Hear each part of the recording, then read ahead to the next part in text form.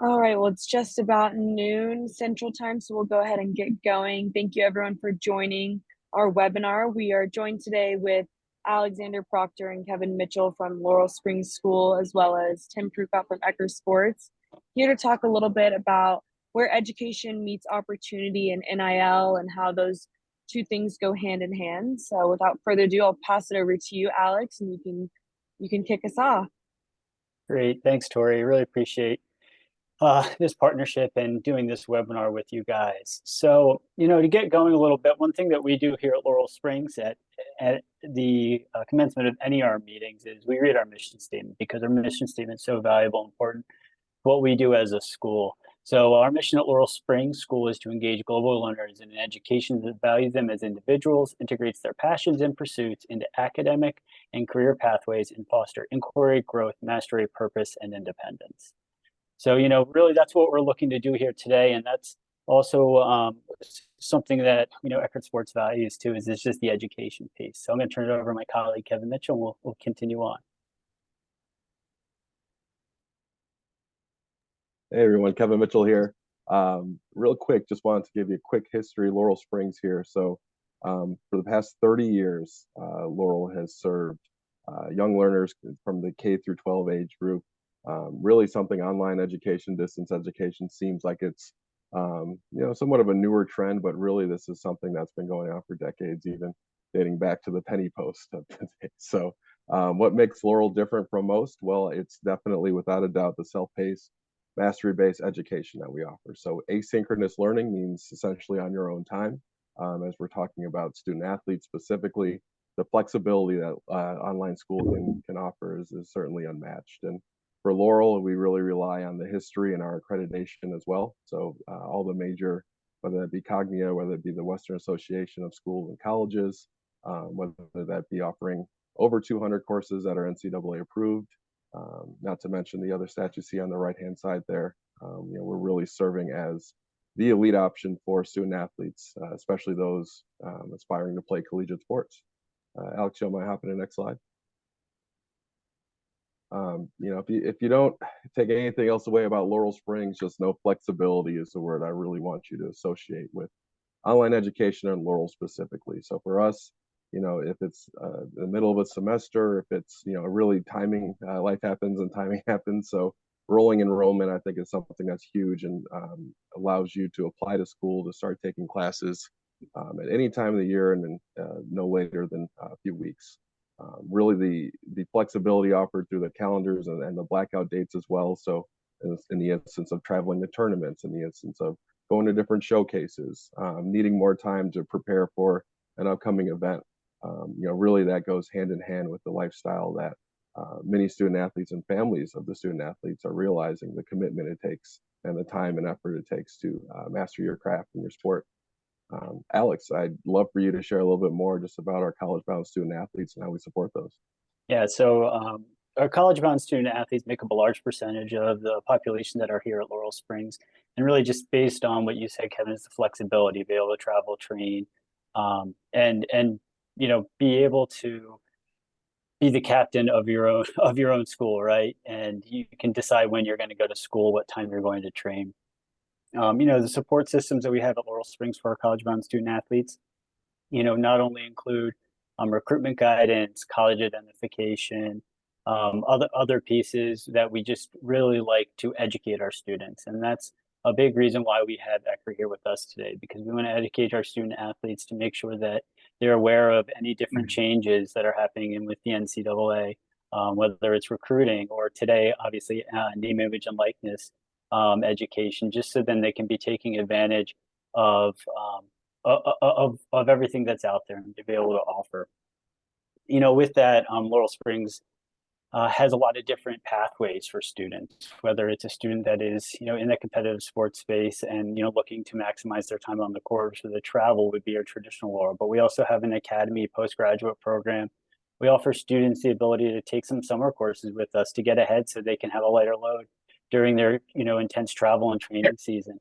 Again, whatever kind of education options families or students are looking for, we do have that flexibility here with Laurel Springs.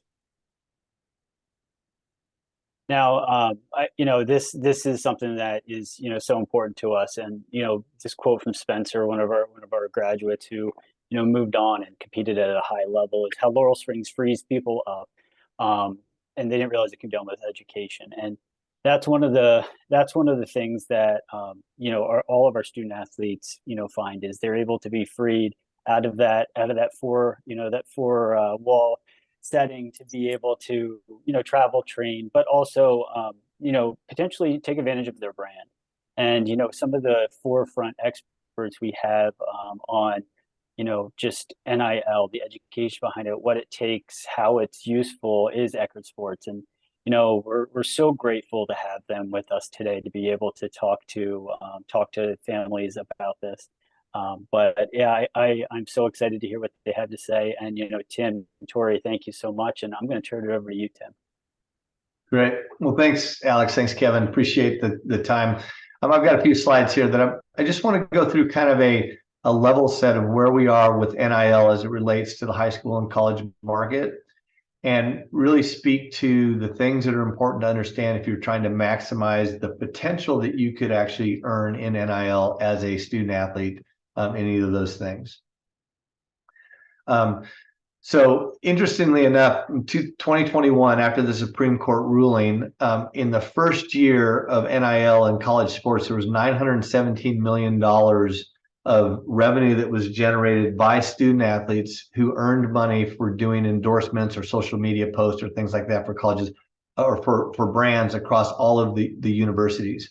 The second year grew, and in the last year, on average, if you were a Division I athlete, you were earning about $3,200. That's kind of skewed because your very, very top echelon of athletes, they're making millions of dollars off of NIL, but then the remaining Division I athletes across college sports are making anywhere from a few $100s to $50,000, $60,000. So there's a lot of opportunities, and there was over almost 500,000 student athletes who actually did deals last year with name, image, and likeness. Go ahead, Tori. And so today, just to give you a landscape from a high school perspective, if you have a student athlete that's competing in high school athletics in any one of the 28 states that you see here that are green, then in those high school athletic associations, the student athlete can actually do endorsements, make money, and maintain their amateur status to compete in high school athletics, as well as getting ready to go on to college.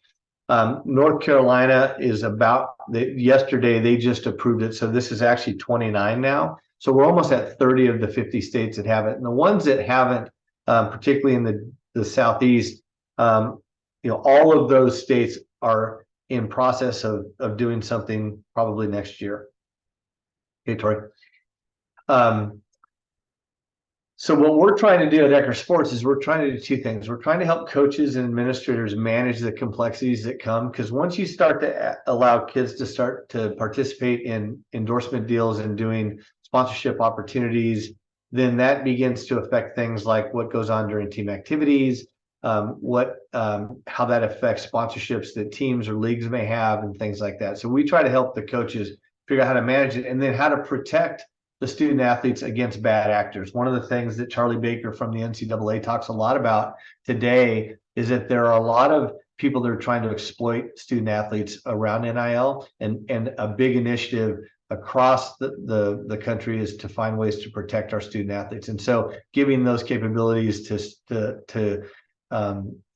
coaches and administrators really help. And then for the student athletes, it's all about helping them figure out how to maximize the NIL opportunities that they have and maintain their eligibility.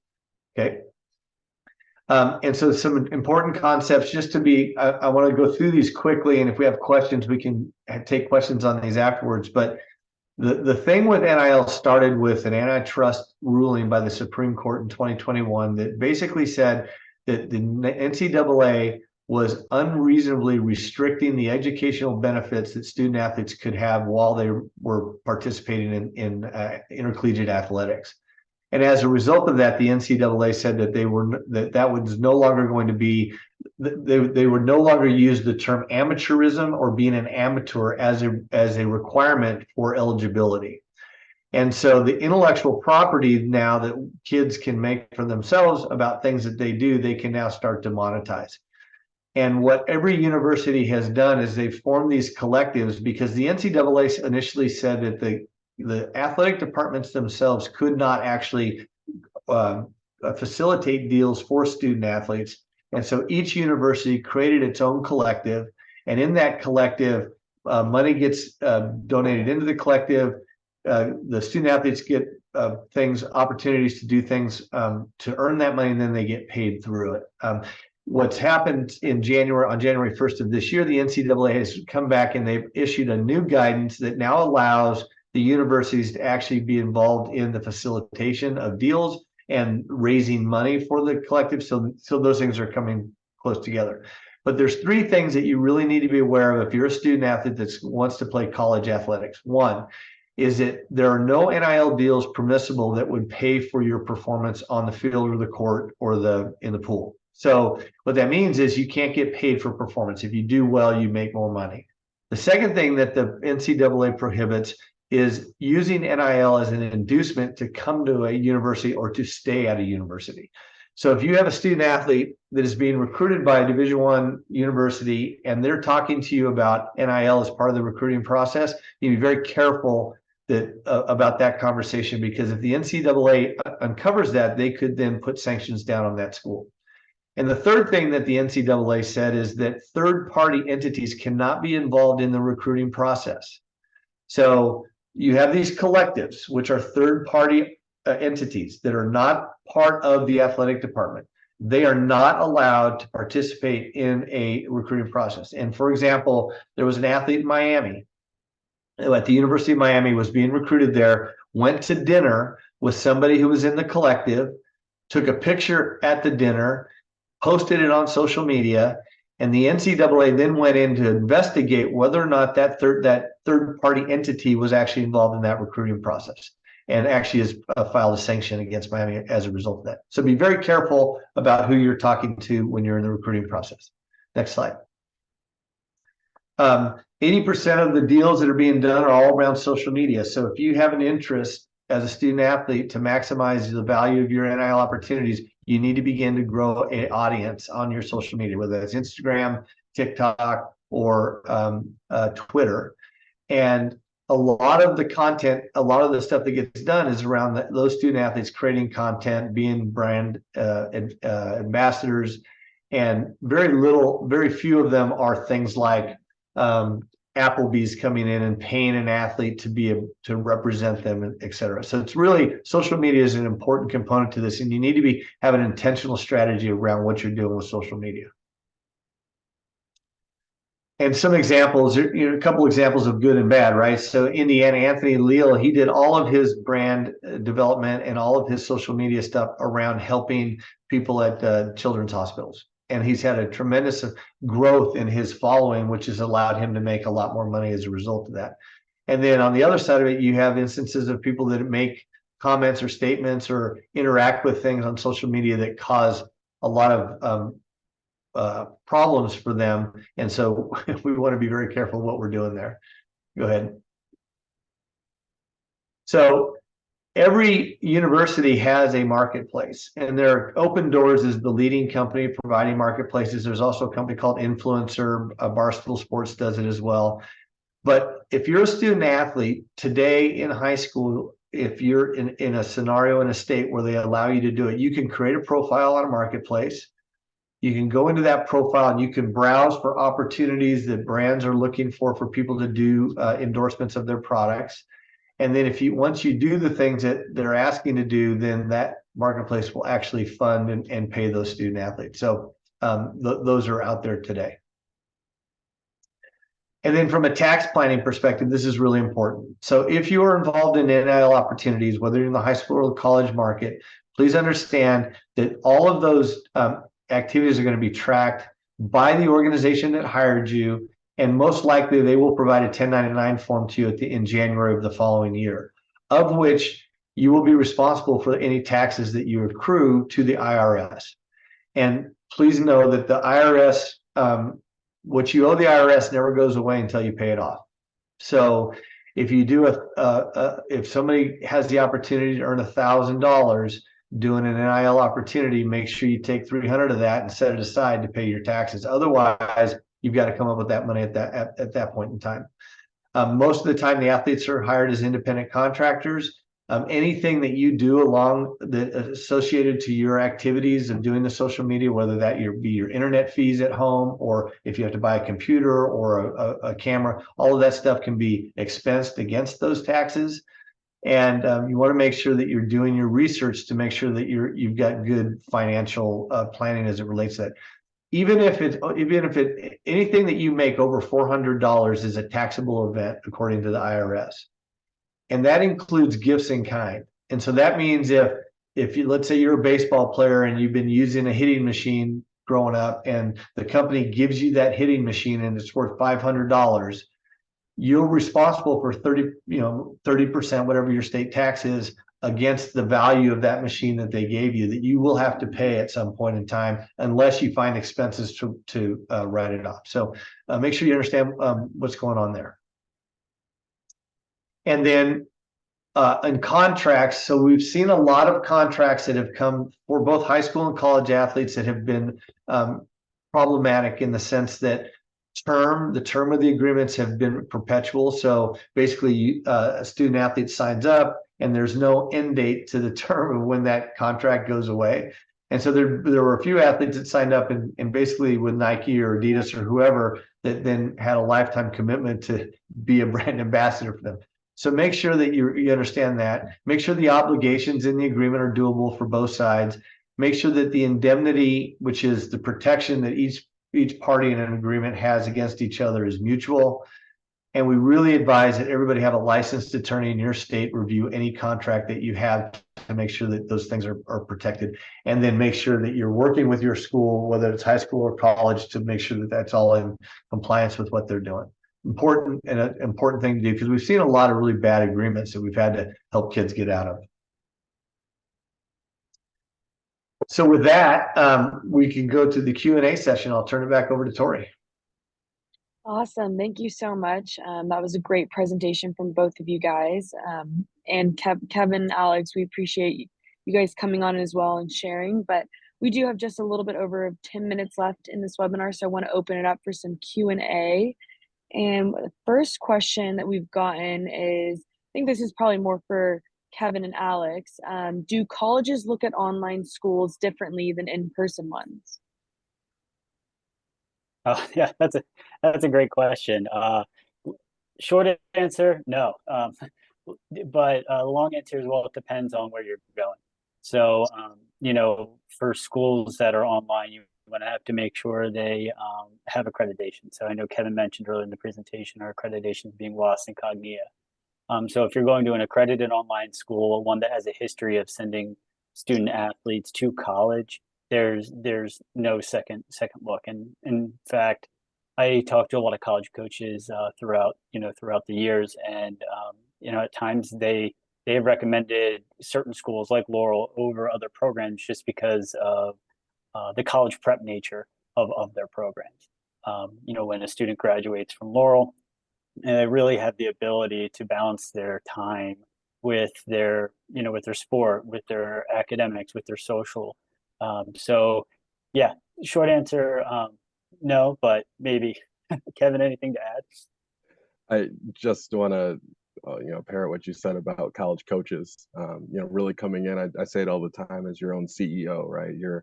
If you're an online school, you're doing a lot of things on your own time, on your own direction. And college coaches love that. Alex and I talk to them every day about how much they love seeing a Laurel Springs kid come in, because that freshman year, they're ready to go day one. And that's, I think are pretty applicable when you're just talking about from a recruitment standpoint, and not having to worry about, are my classes accredited and so forth. That's just a real peace of mind when you work with a school like Laurel. Awesome. Thank you so much. Really quickly, before we go into any of the other Q&A, we do have a couple more. I just wanted to bring up this slide, which shows the QR codes that you can scan for Ecker Sports. If you use code ECCK50, you'll get 50% off of your NIL membership.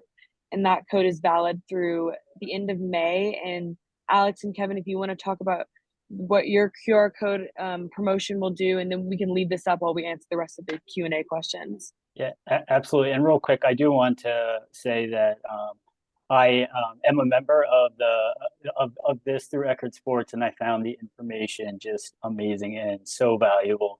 All the articles, all the platforms. It's something that again I check out all the time, and I've heard Tim's webinars a lot, and I feel like I can almost repeat some of the things that he was going to say, because it's just such great information out there that it's hard to find. And anyway, done geeking out there. Yeah, so if anyone is not a Laurel Springs student already, you want to follow this QR code or contact me directly, I'd be happy to have some conversations about how we can help you out. And it could be single courses, full-time courses, but I just think, or even if it's not Laurel, so even if it is just questions about online education. Again, we're in the business of educating people, so reach out to me. We'll get you Kevin's information too, and just reach out, talk to us. We'd be more than happy to be able to see where you're at and see if we can be assistance. Perfect. So the next question we had was, what criteria do you recommend for selecting an online marketplace? Is a student athlete limited to working through only one online marketplace? Good question. No, they are not. You can work through any marketplace that's available out there. I think the answer to the question depends on are you in high school or are you in college? If you're in high school, you could participate in all the marketplaces. When you go to college, if you're a Division I athlete or even Division II athlete, typically the college will have selected a marketplace. And so you would need to probably sign up into that marketplace, but it doesn't prohibit you from working in the other marketplaces as well. This is a good question.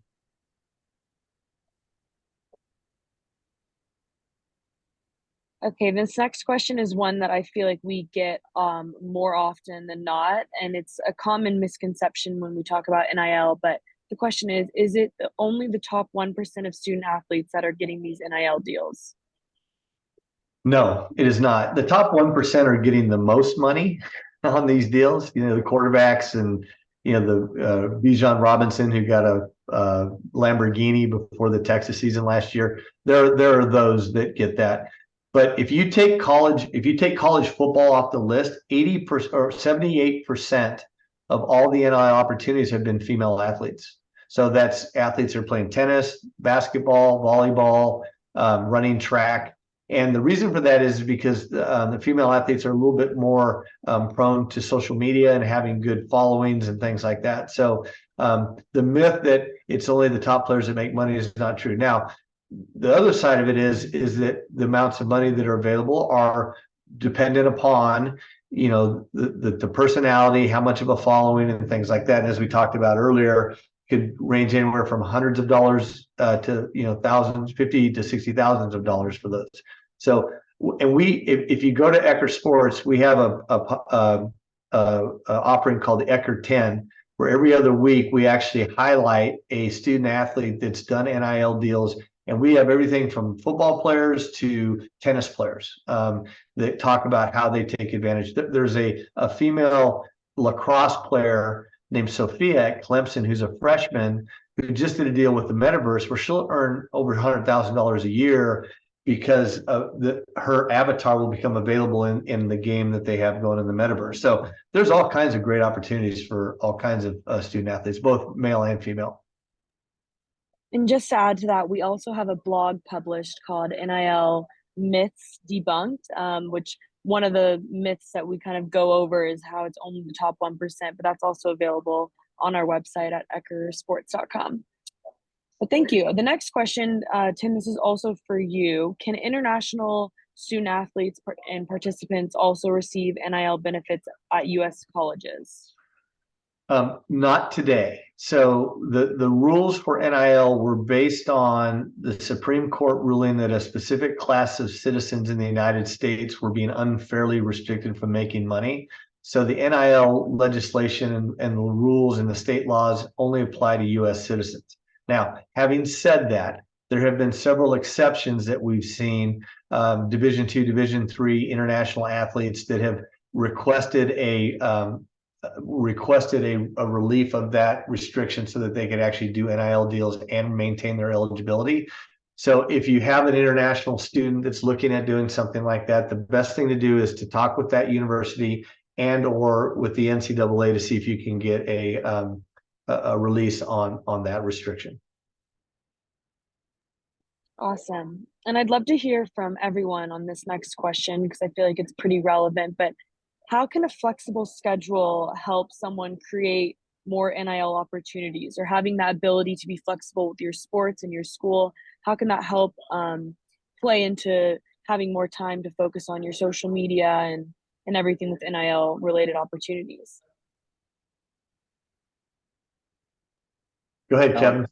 Sure, I could hop in. I mean, we talk about time, right? I mean, that's really it. And I know I remember my days playing football in college, knowing that I had classes in the morning, practice in the afternoon, maybe also a weight session, class. I mean, that's really just that balance of it all, right? So being able to see all that and know that there's not a 7-hour time window where I'm, sitting in a seat at a brick and mortar school going class to class, but perhaps I have a weight session in the morning, something in the afternoon, and I can fit 45 minutes to an hour of class here and there.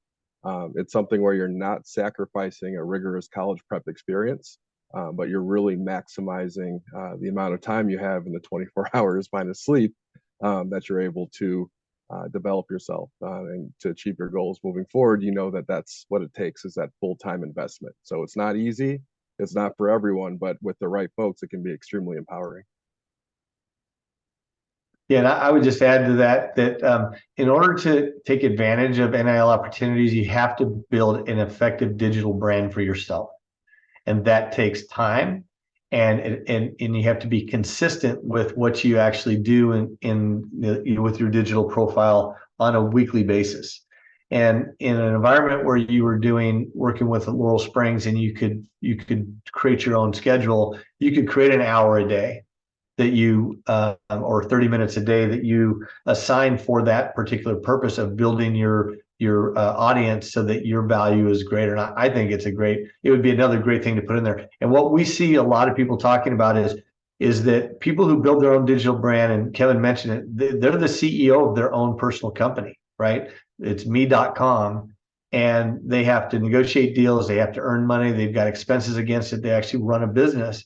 And when you do that and you get out of college and you said, I've competed in intercollegiate athletics, I went to school and got good grades, and I built and ran my own business, that puts your resume on a different stack when you're applying for a job. So for career advancement and development, having the ability to coordinate your own schedule on a daily basis around those things I think would be fantastic.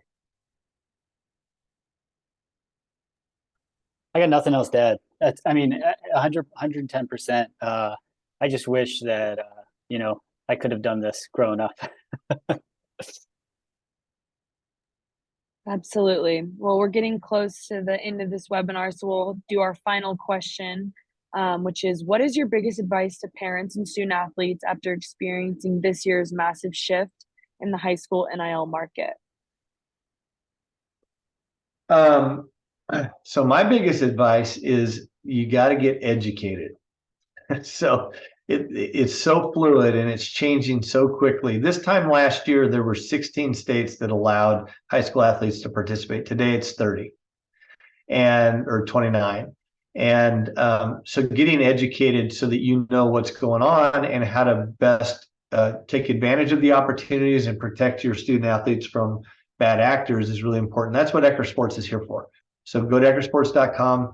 $50 a year, or if you use the QR code, is $25 a year for access to our video courses, our resource hub, our state-by-state laws and information, and everything that you would need to be able to make good decisions about how do you want to actually activate around social media. So that's the first thing.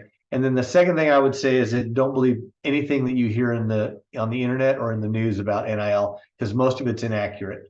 And so if you have a question that you want to get answered, just let us know. We'll give you the real scoop about what's going on and what to be aware of. Yeah.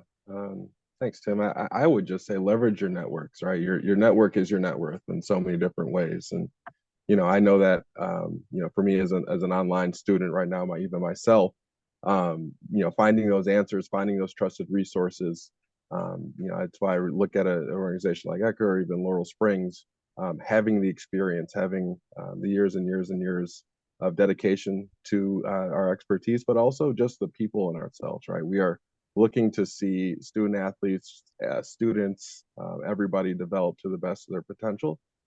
So make sure that you're checking those sources and so forth, but don't try to do it all on yourself. Really rely and know that there's resources available, and you just have to help is available. You just have to ask for it.